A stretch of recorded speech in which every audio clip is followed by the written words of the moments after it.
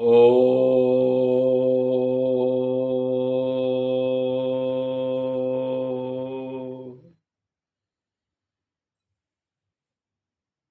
देवे प्रपन्नार्तिहरे प्रसीद प्रसीद मातरि जगतोऽखिलस्य प्रसीद विश्वेश्वरि पाहि विश्वं त्वमीश्वरी देवी चराचरस्य सच्चिदानन्दरूपाय विश्वोत्पत्त्यादिहेतवे तापत्रय विनाशाय श्रीकृष्णाय वयं नुमः। कामाख्यां कामदां श्यामां कामरूपां मनोरमां ईश्वरीं त्वामहं वन्दे दुर्गा दुर्गतिनाशिनीं। माँ भगवती परम्बा जगदम्बा आप सबों का कल्याण करे, आप सबों को सुखी रखें, सुसंपन्न रखें। मैं रात दिन यही माँ भगवती से प्रार्थना करता हूँ। देखिए, सबसे बड़ी चीज़ क्या है कि जो सही गुरु है, ब्राह्मण है, वो कभी किसी का नुकसान नहीं चाहता है। परमात्मा की कृपा है कि आप, क्योंकि यह संसार मेला है, जैसे आप किसी सफर में जा रहे हैं, कोई मिलता है, कोई बिछुड़ता है। आप अगले स्टेशन पर आप उतरते हैं, उसके अगले स्टेशन में कोई और जाता है, तो ना तो सामने वाला पीछे उतर पाता है, ना पीछे वाला आगे जाता है। ये माँ भगवती की परम्बा जगदम्बा की एक ऐसी कृपा है, क्योंकि पर ब्रह्म स्वरूपांच वेद गर्भ जगन्मयी संडे त्वामहं वंदे दुर्गा दुर्गति नाशिनी। यह संसार जो है ये शक्ति कल्प है, इसलिए शक्ति कल्प में स्त्री की प्रधानता रही है, क्योंकि लक्ष्मी ने कहा जाता है धर्मशास्त्र में कि पत्नी या पति आपस में जो सामंजस्य रखते हैं, तो पत्नी को जब रोना आता है तो पति की परेशानियां शुरू हो जाती है। मां अगर आंसू बहाएगी तो आपके जीवन में कहीं ना कहीं कष्ट होगा। इसलिए मेरा कहना ये होता है, अगर किसी बड़े को छोटे का नुकसान करना हो तो मारने की जरूरत नहीं है। उसको कोई नुकसान करना अगर है कि वो उसका पतन हो या वो नीचे हो जाए, तो बड़े आदमी का काम हो शुरू कर दे छोटे आदमी का पैर छूना, छोटे आदमी का भोजन खाना, तो वो अपने आप बर्बाद हो जाएगा। क्यों कि छोटा आदमी अगर कोई भी, क्योंकि पानी कभी भी चलता है तो ऊपर से नीचे चलता है, नीचे से ऊपर नहीं जाता है। सीढ़ी जो है प्रारंभ में जड़ से ही शुरू होता है। तो गुरु या ब्राह्मण कभी भी अपने कर्म को आपको दे सकता है, उस कर्म से आपको फायदा हो सकता है, लेकिन अगर आप उसको देंगे तो आपके पास सामर्थ्य नहीं है। यही कारण है कि पिता माता का पैर छूना, गुरु का पैर छूना, ब्राह्मण का पैर छूना आशीर्वाद लिया जाता है, क्योंकि सामने वाले का नेत्र जब आपके पीठ पर पड़ता है तो आपके पाप का क्षय होता है, और आपके नेत्र से नेत्र जब मिलता है तो तेज का क्षय होता है। आजकल का कलयुग का मेन प्रभाव यह है कि हर आदमी झूठ साच बोल करके आगे बढ़ने का प्रयास करता है, लेकिन इस संसार में जो आपके हिस्से का है, जो आपके भाग्य का है, जिससे मिलना है या बिछोड़ना है, वो कहीं ना कहीं संयोग बनेगा, कहीं ना कहीं रास्ता बनेगा। तो इसलिए मेरा कहना यह है कि आज 2-3 आदमी का मेरे पास फोन आया कि महाराज जी, कामाख्या में भी कुछ काम कर रहे थे लोग, लेकिन हमारा काम अभी तक नहीं हुआ। देखिए, 3 दंड होता है, राजदंड, ग्रह दंड और दैव दंड। उसी तरह से धन का 3 गति है, दान, भोग, नहीं तो नाश।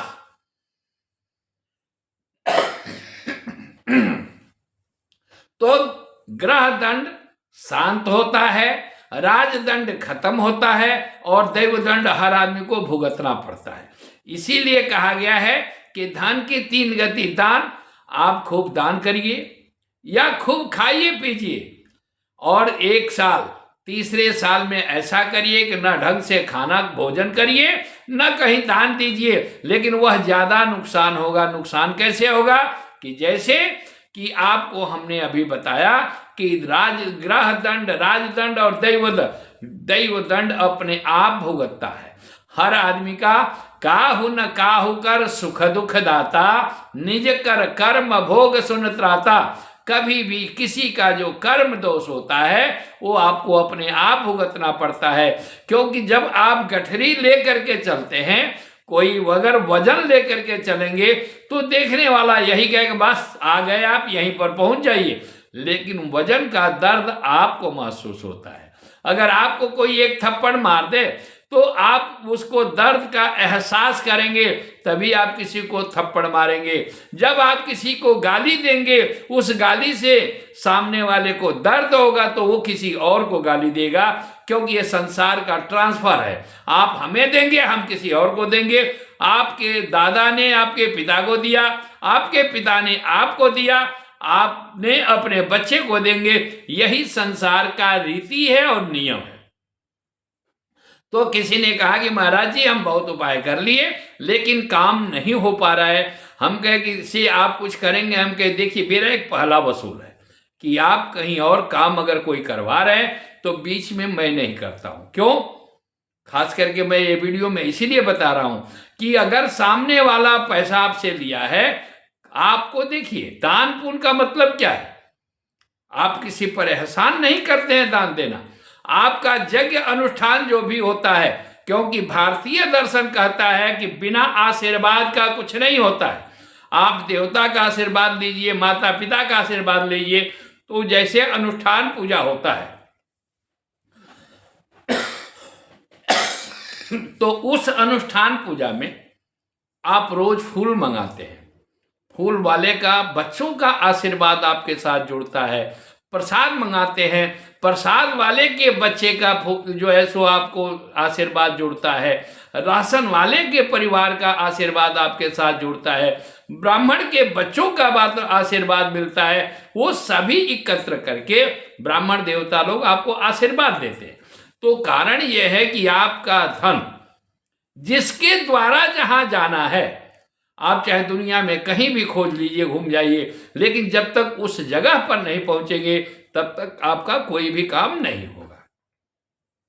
तो जो महापुरुष हमें बार बार दोनों आदमी फोन कर रहे हैं, तो कामाख्या वाले कोई भी आदमी काम जो करता है अपने जानने में पूरा करता है, लेकिन आप उन्होंने जो समय दिया है उतना इंतजार कर लीजिए। अगर आपका काम नहीं होता है उसके बाद आप मेरे से संपर्क करिएगा, तब मैं इस पर विचार कुछ कर सकता हूं। दूसरी बात कि जिस स्त्री को, अगर स्त्री का आपस में जो स्त्री दोष जो होता है, जैसे रजोधर्म में जो पीड़ा हो, रजोधर्म सही समय पर नहीं होता हो, उसको पंचगव्य नित्य प्रति पीना चाहिए। क्योंकि 7 दिन से 9 दिन तक अगर वो पी करके देखे, उसको अगर फायदा नहीं होता है नेक्स्ट मंथ में, तो आप हमें बात कर सकते हैं। नियम ये है कि काली गाय हो या कोई भी गाय के बछिया हो, बछिया का आधा चम्मच गोबर, 1 चम्मच गोमूत्र, 2 चम्मच घी, 4 चम्मच दही और 8 चम्मच जो है सो दूध, ये सबको मिला करके आप जो है सो मिलाइए और उस पर मंत्र बोलिए। कुछ नहीं तो नवारण मंत्र बोल लीजिए, गायत्री मंत्र बोल लीजिए। गायत्री मंत्र का 108 बार कर लेते हैं। अगर आप उसको पान करें, आपको 9 दिन से 11 दिन के अंदर फायदा जरूर होगा। हाँ, अगर बचपन से ये का परेशानी है तो आपको 3 महीना से 5 महीना लग सकता है। इसलिए मेरा कहना यह है। दूसरी बात यह है कि मैंने आगे वीडियो में कहा था आपको कि होली के समय में मैं कुछ उपचार बताऊंगा। अगर आपके घर में आपको लगता है कि मेरे ऊपर कुछ काला जादू किया हुआ है या मेरे परिवार में कुछ किया हुआ है, उसके लिए आप जिस रोज होली का पूजन होगा उस रोज आप 3 नींबू ले जा करके उस होली में डाल दीजिए। अगर आपको ये लगता है कि धन से मैं बहुत परेशान हूँ, मेरे पास आता है रुकता नहीं है या आ नहीं रहा है, तो आप इस तरह से 8 अंगुल लकड़ी नाप लीजिए। समिधा कोई भी लकड़ी आम का मिल जाए तो बहुत बढ़िया, ये कोई जरूरी नहीं कि बड़ा मोटा हो, लेकिन पतला ही हो। 8 अंगुल का 3 या 5 लकड़ी ले लीजिए। 3 को क्या करिए कि 3 जगह आप कलावा से बांध दीजिए, दोनों किनार पर और बीच में। 2 को क्या करिए कि पीला धागा से आप बांध दीजिए और उसको ले जा करके जब पूजा होता है वहां होलिका में, तो होली दहन के पहले वहां उसमें रख दीजिए और कहिए कि मेरे परिवार का जो भी अशांति है आप संभाल लें, और जितना भी कष्ट है, जितना भी शरीर का है, परिवार का है, वो जो कुछ भी है आप उसको संभाल लें, क्योंकि मेरे पास कोई सामर्थ्य नहीं है।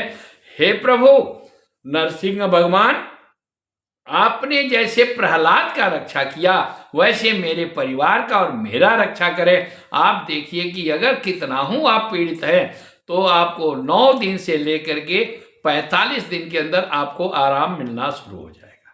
धन्यवाद। जय माँ भगवती, जय माँ कामाख्या। फिर आगे हम मिलेंगे, लेकिन शायद होली के पहले कल भी एक वीडियो पक्का नहीं है, कल डालने का प्रयास करूंगा, नहीं तो आपको होली के बाद एक डालूंगा। क्योंकि एक और चीज है कि चैत्र की नवरात्रि में मैं हरिद्वार में पुत्रेष्ठी महायज्ञ का आयोजन करूंगा। जिसको संतान नहीं है उसके लिए मैं हवन का प्रोग्राम रखूंगा, उसमें कुछ ब्राह्मण रहेंगे उनका, और आपको भी जिसको नाम लिखाना है वो हमें बता दे। धन्यवाद। जय मां कामाख्या।